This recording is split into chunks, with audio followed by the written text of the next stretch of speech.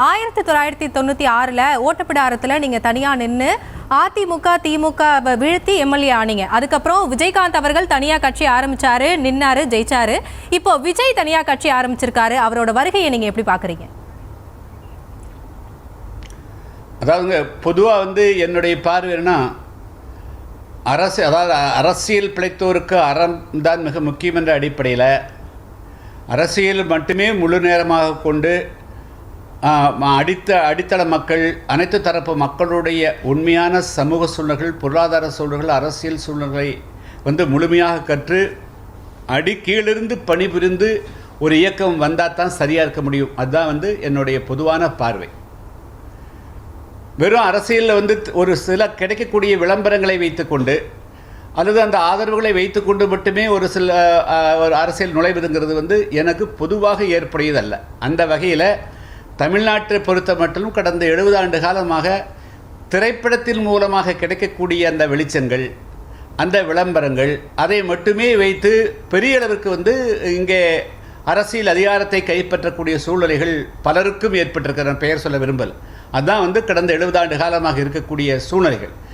இந்த சூழ்நிலைகளை நாங்கள் கடந்த காலத்திலிருந்து இந்த திரை மாயை என்றே சொல்லி வருகிறோம். என்று சொன்னால் அவர்களுக்கு மக்களோடு மக்களாக இருக்கக்கூடிய சூழ்நிலைகளோ, மக்களுடைய அனைத்து விதமான பிரச்சனைகளை தெரிந்து கொள்ளக்கூடிய சூழ்நிலைகள் இல்லாத காரணத்தினால இந்த டாப் ட்ரெஸ்ஸிங் மேலக்கிற, அதாவது பொருளாதார மாற்றத்திற்கு பற்றி அவர்களுக்கு இப்போ சரியான புரிதல் இருக்கிறதில்ல. அதே போல் சமூகத்திற்குரிய சாதிய சிக்கல்கள் அவர்களுக்கு புரியறதில்லை, மத சிக்கல்கள் அவர்களுக்கு புரியறதில்லை.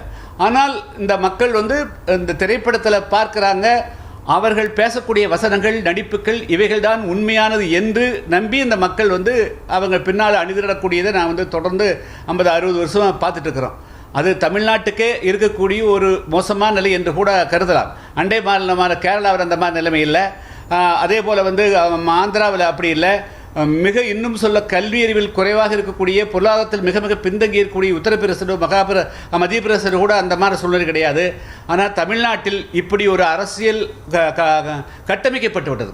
திரையில் வெளிச்சம் கிடைக்கணும், பாப்புலர் ஆகணும் அப்படின்னு சொல்லி அவர்கள் சொல்லுவது தான் எல்லாமே அப்படிங்கிற போக்கு அது கடந்த காலகட்டங்களில் 30-40 வருடங்கள், அது 50 வருடங்களுக்கு முன்பு போதிய கல்வியறிவு இல்லாத காலத்தில் இருந்திருந்தால் பரவாயில்லை. ஆனால் அதுதான் இப்பொழுது ஒரு ஹெரிட்டேஜ், அதுதான் ஒரு பாரம்பரியமாக தமிழ்நாட்டில் தொடர்கிறது. அதை தவிர்க்க முடியாத ஒரு சூழ்நிலை இருக்கிறது. இப்போ நாங்களெல்லாம் ஒரு மாணவ பருவத்தில் 50 வருஷம், 55 வருஷமாக பொது வாழ்வில் இருக்கிறோம். ஆனால் எங்களுக்கு சரியான வெளிச்சம் கிடைக்கிறதில்ல. நாங்கள் உண்மையாக பேசுகிறோம், உண்மையாக வாழ்ந்து கொண்டிருக்கிறோம். அந்த மக்களுக்காக நூற்றுக்கணக்கான போராட்டங்களை சந்திக்கிறோம், பல ஒடுக்குமுறைகளை சந்திக்கிறோம். ஆனால் எங்களுக்கு போதிய வெளிச்சமோ, எங்களுடைய கொள்கையோ, நாங்கள் என்ன எந்த அளவுக்கு உண்மையாக்குறோம், இந்த சமூகத்தை நேசிக்கிறோம் என்பதெல்லாம் இந்த மக்களுக்கு வெளியே தெரியறதில்லை. ஆனால் திரைப்படத்தில் சாதி ஒழிக்கிற மாதிரி ஒருத்தர் நடித்தால் அதை ஏற்றுக்கொள்கிறார்கள். அதே போல் சமத்துவத்துக்கு பாடுபடுவதாக சொன்னால் அதை ஏற்றுக்கொள்கிறார்கள். ஆனால் உண்மையில் சமத்துவத்துக்கு பாடுபடக்கூடிய எங்களுக்கு, அல்லது உரிமைக்காக போகக்கூடிய எங்களுக்கு போதிய வெளிச்சம் கிடைக்கிறதில்ல. ஆனால் அந்த வகையில் தமிழ்நாட்டினுடைய ட்ரெடிஷன், திரைப்படத்தின் மூலமாக புகழ் பெற்றுத்தான் ஆட்சி அதிகாரத்துக்கு வர முடியும் அப்படிங்கிற மாதிரியும் அவங்க தான் உடனடியாக மக்களை நேராக ஜம்ப் பண்ணி, அதாவது வழக்கமாக ஒரு திடப்பொருள் திரவமாகி அதுக்கு பிறகு ஆவியாகும். ஆனால் இது அப்படியே நேராக ஜம்ப்பு, கீழிருந்து இந்த திரைப்படத்தில் நடிக்கிறாங்க, உடனடியாக செல்வாக்கு பெறுகிறார்கள், அரசியலுக்கு வர்றாங்க. ஸோ அந்த வழிவரையில் ஏற்கனவே பல பேர் தமிழ்நாட்டில் முதலமைச்சராக இருந்துக்கிறாங்க. அந்த வழியில் விஜயும் தனக்கு தன்னுடைய விசுவாசிகள், தன்னுடைய நேயர்கள், அவர்களுக்கு இப்போ ஒரு செல்வாக்கு இருக்கிறதாக அவர் கருதுகிறார். அதை வைத்து இப்பொழுது அரசியலுக்குள் நுழைந்திருக்கிறார். அது உடனடியாக ஒன்று சொல்ல முடியாது. ஏன்னா தமிழ்நாட்டில் அவரை மட்டுமே குறி வைத்து நம்ம இந்த குறையை சொல்ல முடியாதுன்னா, அதுக்கு முன்னாடி இப்போ அண்மையில் விஜயகாந்த் ஒரு கட்சி தொடங்கி, அவரும் இந்த சரத்குமார் தொடங்கியிருக்கிறார். எம்ஜிஆர் 10 வருஷம் ஆட்சியில் இருந்திருக்கிறார். ஜெயலலிதா அவர்கள் திரைப்படத்தில் இருந்தவர், ஜானகி அவர்கள் திரைப்படம் வரும், அண்ணா அவர்கள் வந்திருக்கிறார், கலைஞர் அவர்களும் அதே போல் வந்திருக்கிறார். தமிழ்நாட்டில் முதலமைச்சர் நாற்காலியை அலங்குது ஒரு சிலர் 2-3 பேரை தவிர 1960க்கு பிறகு எல்லோருமே திரைப்படத்தை பின்னணியாக கொண்டு தான் வந்திருக்கிறார்கள். அதுக்காக விஜய் நாளைக்கு தமிழ்நாட்டுடைய முதலமைச்சர் ஆகிவிடுவார் என்று நான் சொல்ல வரவில்லை. ஆனால் அவர் அது தன்னுடைய ஒரு 10-20 ஆண்டு கால அல்லது 25 ஆண்டு கால திரைப்படத்தினுடைய அந்த அனுபவங்களை வைத்து தனக்கு உருவாகக்கூடிய செல்வாக்கை பயன்படுத்தி அவர் அரசியலுக்கு நுழைந்திருக்கிறார்.